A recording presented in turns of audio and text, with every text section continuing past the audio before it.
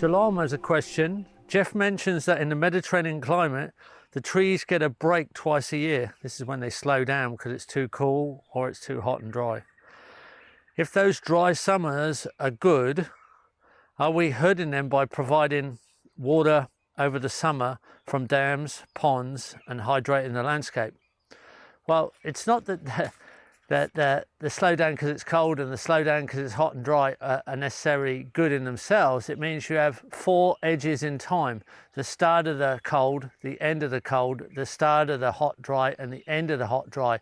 Those are edges in time that you can work around, and you can change crop rotation, you can change your working procedure.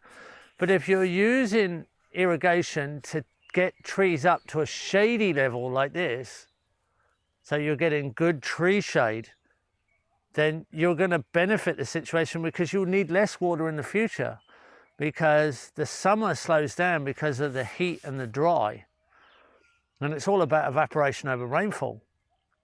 So if you're using a little bit of irrigation to get your trees up and to get your shade up, then you're reducing evaporation through shade in the future, and reducing evaporation from wind buffering by the trees, and reducing evaporation by the organic matter they add.